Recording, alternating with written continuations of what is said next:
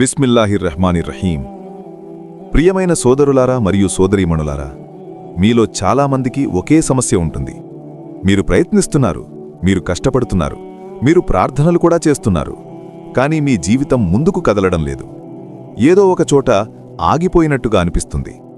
మీరు ఇలా అనుకుంటారు, ఎందుకు నా పనులు సెట్ అవ్వడం లేదు, ఎందుకు నా దువ్వాలు అంగీకరించబడడం లేదు, ఎందుకు నా మనసుకు శాంతి లేదు. బయట చూస్తే అన్నీ బాగానే ఉన్నట్టు కనిపిస్తుంది, కానీ లోపల మాత్రం ఒక భారంగా ఉంటుంది. మీరు నవ్వుతారు, మాట్లాడతారు, కానీ లోపల మాత్రం ఒక ఖాళీ ఉంటుంది. ప్రియమైన సోదరులారా, ఈరోజు మనం ఒక కఠినమైన కానీ నిజమైన విషయాన్ని తెలుసుకోబోతున్నాము. మన జీవితంలో ఆగిపోయిన స్థితి చాలాసార్లు బయట సమస్యల వల్ల కాదు, అది మన లోపల ఉన్న దాచిన పాపాల వల్ల. మనం ఎవరూ చూడకుండా చేసే పనులు, మనం అలవాటుగా చేసుకుంటున్న చిన్న చిన్న తప్పులు, ఇవే మన జీవితం మీద ప్రభావం చూపుతాయి. అల్లా ఖురాన్లో చెబుతున్నాడు, మనుషుల చేతుల వల్లే భూమి మీద మరియు సముద్రంలో అవినీతి కనిపిస్తుంది. అంటే మన పనులే మన సమస్యలకు కారణమవుతాయి. మనం చేసే పాపాలు మన జీవితంలో బ్యారియర్స్లా మారిపోతాయి. ప్రియమైన సోదరువారా, మనం ఒక విషయం అర్థం చేసుకోవాలి. పాపమంటే కేవలం పెద్ద పాపాలు కాదు, చిన్న పాపాలు కూడా మన హృదయాన్ని క్రమంగా కఠినంగా మారుస్తాయి. ప్రవక్త ముహమ్మద్ సల్లల్లాహు అలైహి వసల్లం చెప్పారు, ఒక మనిషి పాపం చేసినప్పుడు అతని హృదయంలో ఒక నల్ల మచ్చ పడుతుంది. అతను తౌబా చేస్తే అది తొలగిపోతుంది, లేకపోతే అది పెరుగుతూ చివరికి మొత్తం హృదయాన్ని కప్పేస్తుంది. ఇప్పుడు మీరు ఆలోచించండి, మనం రోజూ ఎంతసార్లు చిన్న చిన్న పాపాలు చేస్తున్నాం? అబద్ధం, గాసిప్, ఇతరులను విమర్శించడం, హరాం విషయాలు చూడటం. మనం ఇవన్నీ చిన్నవిగా తీసుకుంటాం, కానీ ఇవే మన హృదయాన్ని కఠినంగా మారుస్తాయి. ప్రియమైన సోదరులారా, ఒక ఉదాహరణ తీసుకుందాం. ఒక మొబైల్ ఫోన్ ఉంది, అది బాగా పనిచేస్తోంది, కానీ క్రమంగా వైరస్ వస్తుంది. చిన్న చిన్న ఫైళ్లు దానిని స్లో చేస్తాయి, చివరికి అది హ్యాంగ్ అవుతుంది. అలాగే మన హృదయం కూడా. పాపాలు ఆ వైరస్ లాంటివి, అవి మన జీవితాన్ని స్లో చేస్తాయి. ఇప్పుడు మనం ఒక ప్రశ్న అడగాలి, మనం అల్లాతో ఉన్న సంబంధం ఎలా ఉంది? మనం నమాజ్ చేస్తున్నామా, లేదా అలసత్వంగా చేస్తున్నామా?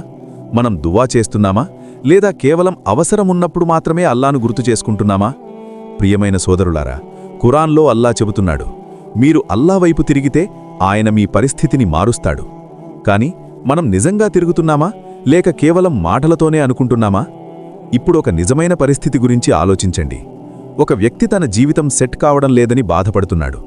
అతను ప్రతిరోజూ ఫోన్లో హరాం కంటెంట్ చూస్తున్నాడు. అతను ఇతరుల గురించి చెడు మాట్లాడుతున్నాడు. కానీ అతను అల్లాహ్ను అడుగుతున్నాడు, ఎందుకు నా జీవితం సెట్ కావడం లేదు అని. ప్రియమైన సోదరులారా, ఇది చాలా కఠినమైన నిజం. మనం మారకపోతే మన పరిస్థితి మారదు. ప్రవక్త సల్లల్లాహు అలైహి వసల్లం చెప్పారు, ఒక వ్యక్తి తన రిజిక్ నుండి దూరం చేయబడతాడు అతను చేసే పాపాల వల్ల. అంటే మనం చేసే పాపాలు మనకు రావాల్సిన మంచి విషయాలను కూడా అడ్డుకుంటాయి. ఇప్పుడు మనం ఒక చిన్న ఉదాహరణ తీసుకుందాం. ఒక విద్యార్థి పరీక్షలో పాస్ కావాలనుకుంటాడు, కానీ అతను చదవడు. అలాగే మనం కూడా మంచి జీవితం కావాలనుకుంటాం, కానీ మనం పాపాలను వదలము. ప్రియమైన సోదరులారా, ఇది ఒక హెచ్చరిక. మనం ఈరోజు ఆలోచించాలి, మన జీవితంలో ఏ పాపాలు మనను ఆపుతున్నాయి? మనం వాటిని గుర్తించాలి. ఇప్పుడు పరిష్కారం ఏమిటి? అల్లా మనకొక సింపుల్ మార్గమిచ్చాడు, తౌబా, ఇస్తిగ్ఫార్. మనం నిజాయితీగా అల్లా దగ్గర క్షమాపణ కోరాలి. ప్రియమైన సోదరులారా, తౌబా అంటే కేవలం అస్తగ్ఫిరుల్లా అనడం కాదు, అది మన హృదయం నుండి రావాలి. మనం నిజంగా మారాలని నిర్ణయించుకోవాలి. ఇప్పుడు ఒక వ్యక్తి తన జీవితం మారాలని అనుకుంటే ఏమి చేయాలి? మొదట తన పాపాలను గుర్తించాలి. రెండవది వాటిని వదలాలి. మూడవది అల్లాహ్ దగ్గర క్షమాపణ కోరాలి. ప్రియమైన సోదరులారా, మనం ఒక నిర్ణయం తీసుకోవాలి. ఈ రోజు నుండి మనం మన జీవితాన్ని మార్చుకోవాలి. మనము ఈరోజు ఒక అమల్ ప్రారంభించాలి. ప్రతిరోజు కనీసం 100 సార్లు అస్తగ్ఫిరుల్లాహ్ అనాలి. ప్రతి నమాజ్ తర్వాత మనం మన తప్పులను గుర్తు చేసుకుని అల్లా దగ్గర క్షమాపణ కోరాలి.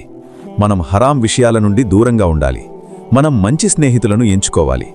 ప్రియమైన సోదరులారా, గుర్తుంచుకోండి, మన జీవితం ఆగిపోయినట్టుగా అనిపిస్తే అది ముగింపు కాదు, అది ఒక కొత్త ప్రారంభం, అల్లా వైపు తిరిగే ప్రారంభం. చివరగా మనం అల్లాహ్ను ప్రార్థిద్దాం. ఓ అల్లా, మా దాచిన పాపాలను క్షమించు, మా హృదయాలను శుద్ధి చెయ్యు, మా జీవితంలో ఉన్న అడ్డంకులను తొలగించు, మమ్మల్ని నీవైపు తిరిగేలా చెయ్యు, మాకు సత్యం మీద నడిచే తౌఫీకివ్వు. ఆమీన్. ప్రియమైన సోదరులారా మరియు సోదరీమణులారా, మనం గతంలో ఒక ముఖ్యమైన విషయం అర్థం చేసుకున్నాం. మన జీవితం ఆగిపోయినట్టుగా అనిపించడానికి చాలాసార్లు కారణం మన దాచిన పాపాలు. ఇప్పుడు ఈ భాగంలో మనం మరింత లోతుగా అర్థం చేసుకోవాలి. ఎందుకంటే సమస్యను తెలుసుకోవడం ఒక్కటే సరిపోదు, దాని ప్రభావం ఎంత తీవ్రంగా ఉందో కూడా అర్థం చేసుకోవాలి. ప్రియమైన సోదరులారా, మనం బయట చూసే సమస్యలు చాలాసార్లు లోపల ఉన్న సమస్యల ప్రతిబింబం. మన హృదయం శుద్ధిగా ఉంటే మన జీవితం కూడా సాఫీగా ఉంటుంది. కానీ మన హృదయం పాపాలతో నిండిపోతే మన జీవితంలో కూడా అడ్డంకులు పెరుగుతాయి. అల్లాహ్ ఖురాన్లో చెబుతున్నాడు, మీరు అల్లాహ్ను మరచిపోతే అల్లాహ్ కూడా మిమ్మల్ని మీకే వదిలేస్తాడు. ఇది చాలా గంభీరమైన విషయం. మనం అల్లాహ్ను మరచిపోతే మన జీవితం దిశ లేకుండా మారిపోతుంది. ప్రియమైన సోదరులారా, మనం ఒకసారి మన రోజును పరిశీలించాలి. మనం ఉదయం లేచినప్పటి నుండి రాత్రి పడుకునే వరకు ఏమి చేస్తున్నాం? ఎంత సమయం అల్లాహ్ కోసం కేటాయిస్తున్నాం? ఎంత సమయం ఫోన్, సోషల్ మీడియా, వ్యర్థ విషయాల కోసం ఖర్చు చేస్తున్నాం? ఇది ఒక కఠినమైన నిజం. మనం అల్లాహ్ను చివరలో పెట్టాం. మొదట మన కోరికలు, మన పనులు, మన వినోదం, తర్వాత సమయం మిగిలితే మాత్రమే అల్లాహ్. ప్రియమైన సోదరులారా, ఇదే మన సమస్య. ప్రవక్త ముహమ్మద్ సల్లల్లాహు అలైహి వసల్లం చెప్పారు, ఒక మనిషి పాపం చేస్తూ ఉంటే అతని హృదయం క్రమంగా మూసుకుపోతుంది. అతనికి మంచి చెడు తేడా కూడా కనిపించదు. ఇప్పుడు మీరు ఆలోచించండి, మనం కొన్ని పనులు చేస్తున్నప్పుడు మనకు మొదట గిల్టీ ఫీలింగ్ ఉంటుంది. తర్వాత కొంతకాలం తర్వాత అది సాధారణంగా మారిపోతుంది. ఇది చాలా ప్రమాదకరం. ప్రియమైన సోదరులారా, ఇది హృదయం కఠినంగా మారుతున్న సంకేతం. ఒక నిజమైన ఉదాహరణ తీసుకుందాం. ఒక వ్యక్తి మొదట ఒక చిన్న అబద్ధం చెబుతాడు. అతనికి భయం ఉంటుంది. తర్వాత మళ్లీ చెబుతాడు. చివరికి అది అతని అలవాటవుతుంది. అతను అబద్ధం చెప్పడం కూడా తప్పనిపించదు. అలాగే పాపాలు కూడా మొదట చిన్నవి, తర్వాత అలవాటు, చివరికి జీవితం మీద ప్రభావం. ప్రియమైన సోదరులారా, మనం ఒక ముఖ్యమైన విషయం అర్థం చేసుకోవాలి. పాపమంటే కేవలం పెద్ద పాపాలు కాదు, ఈ ప్రపంచంలోనే ప్రభావం చూపుతాయి.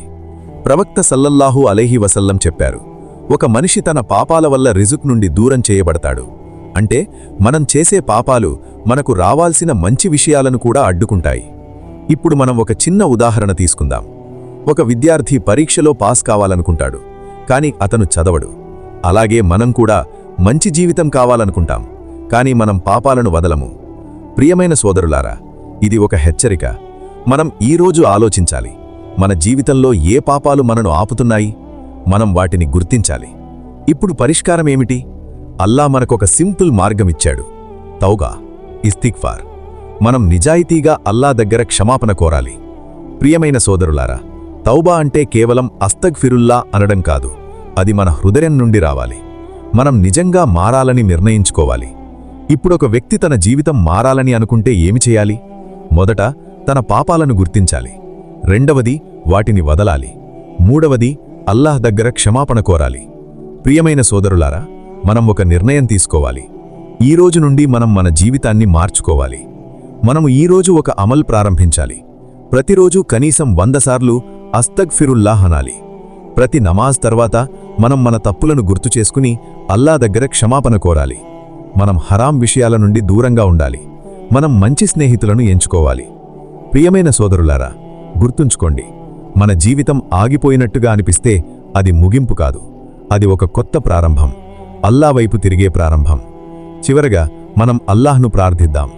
ఓ అల్లాహ్, మా దాచిన పాపాలను క్షమించు, మా హృదయాలను శుద్ధి చెయ్యు, మా జీవితంలో ఉన్న అడ్డంకులను తొలగించు, మమ్మల్ని నీవైపు తిరిగేలా చెయ్యు, మాకు సత్యం మీద నడిచే తౌఫీకివ్వు.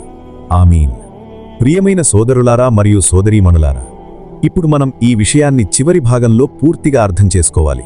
ఎందుకంటే ఇది కేవలం ఒక విషయం కాదు, ఇది మన జీవితాన్ని మార్చే సత్యం. మన జీవితం ఆగిపోయినట్టుగా అనిపించడం ఒక సమస్య మాత్రమే కాదు, అది ఒక సంకేతం.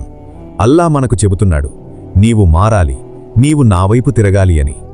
ప్రియమైన సోదరులారా, మనం చాలాసార్లు బయట కారణాలు వెతుకుతాం. టైం బాగోలేదు, అదృష్టం లేదు, ఇతరులు అడ్డుకుంటున్నారు. కానీ నిజమేమిటంటే చాలాసార్లు మనమే మనకు అడ్డంకి. మన దాచిన పాపాలు, మన అలవాట్లు, మన నిర్లక్ష్యం, ఇవే మన జీవితాన్ని ఆపేస్తాయి. అల్లాహ్ ఖురాన్లో చెబుతున్నాడు, ఒక సమాజం తమలో ఉన్నదాన్ని మార్చుకోకపోతే అల్లాహ్ వారి పరిస్థితిని మార్చడు. ఇది చాలా స్పష్టమైన సందేశం. మార్పు మన దగ్గర నుండే ప్రారంభమవ్వాలి. ప్రియమైన సోదరులారా, ఇప్పుడు మనం ఒక ముఖ్యమైన విషయం అర్థం చేసుకోవాలి. తౌబా అంటే కేవలం ఒకసారి క్షమాపణ కోరడం కాదు, అది ఒక కొత్త జీవితం ప్రారంభించడం. ఒక వ్యక్తి నిజంగా తౌబా చేస్తే అతను తన పాత జీవితాన్ని వదిలేస్తాడు, కొత్త మార్గాన్ని ఎంచుకుంటాడు. ఇప్పుడొక ఉదాహరణ తీసుకుందాం. ఒక వ్యక్తి చీకటిలో నడుస్తున్నాడు. అతనికి మార్గం కనిపించడం లేదు. ఒక్కసారిగా ఒక వెలుగు కనిపిస్తుంది. అతను ఆ వెలుగువైపు తిరగాలంటేనే అతను బయటపడగలడు. అలాగే మన జీవితం కూడా. పాపాలు చీకటి, తౌబా వెలుగు. ప్రియమైన సోదరులారా, మనం ఒక విషయం గుర్తుంచుకోవాలి. అల్లా మనకు చాలా దగ్గరగా ఉన్నాడు. మనం ఒక అడుగు వేస్తే ఆయన మన వైపు పరుగెట్టుకుంటూ వస్తాడు. ఇది మనకొక గొప్ప అవకాశం. ఇప్పుడు మనం ఒక ప్రాక్టికల్ ప్లాన్ తీసుకుందాం. మొదట, ప్రతిరోజు ఫజ్ర్ నమాజ్తో రోజు ప్రారంభించాలి. రెండవది, రోజుకి కనీసం 100 సార్లు అస్తగ్ఫిరుల్లాహ్ అనాలి. మూడవది, హరాం విషయాల నుండి దూరంగా ఉండాలి. నాలుగవది, మంచి స్నేహితులను ఎంచుకోవాలి. ఐదవది, ప్రతిరోజు మన పనులను రివ్యూ చేయాలి. ప్రియమైన సోదరులారా, ఇది సింపుల్